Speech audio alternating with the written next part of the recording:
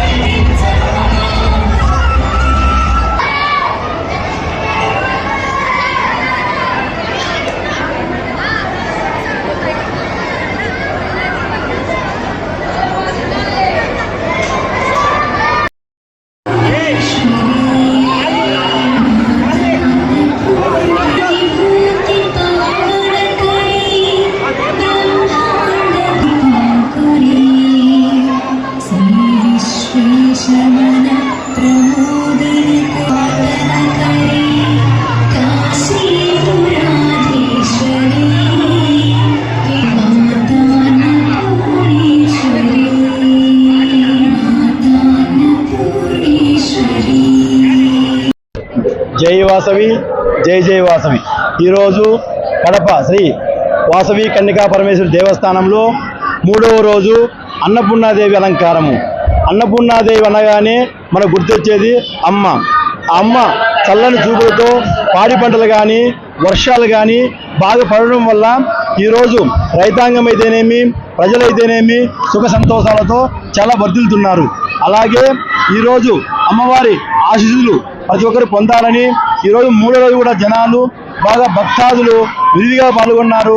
రోజు రోజుకు విరివిగా పాల్గొంటూ అమ్మవారి దర్శించుకుంటూ అలాగే అమ్మవారి ఆశీస్సులు తీసుకోవాలని కోరుకుంటూ జై వాసవి, జై జై వాసవి.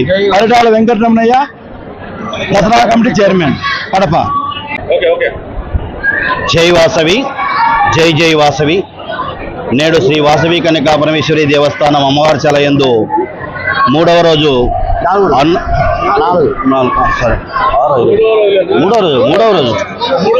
మూడవ రోజు అన్నపూర్ణాదేవి అలంకార రూపంన శ్రీ వాసవి కన్యకా పరమేశ్వరి అమ్మవారికి అలంకరించుకొని ఈరోజు అనేక మంది భక్తాదులు కూడా నిన్న కానీ ఈరోజు కానీ పెద్ద ఎత్తున పాల్గొంటున్నారు. అన్నపూర్ణాదేవి అంటే అన్నం పరబ్రహ్మ స్వరూపం అన్నటువంటి అక్షర సత్యానికి తార్కాణం.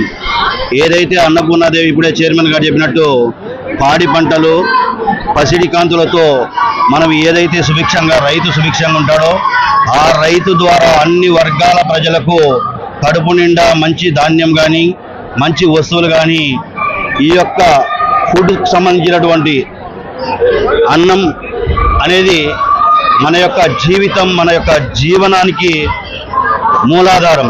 అలాంటి మూలాధారమైనటువంటి అన్న ప్రసాదాన్ని మనము ఆ తల్లి చల్లని చూపులతో రైతాంగం పైన పాడి పంటలు వర్షాలతో ఈ యొక్క భూమి అంతా కూడా సుభిక్షమై యావత్ భారతంలో ఉన్నటువంటి రైతాంగం అంతా సుభిక్షంగా ఉండాలని ఇక్కడ అన్నపూర్ణాదేవిని అలంకరించుకొని ఆ తల్లికి మేము శరణు వేడుకోవడం జరుగుతుంది.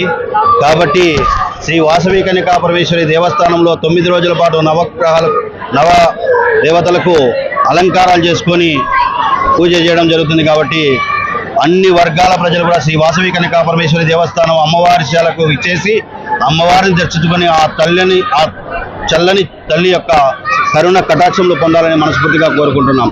జై వాసవి, జై జై వాసవి.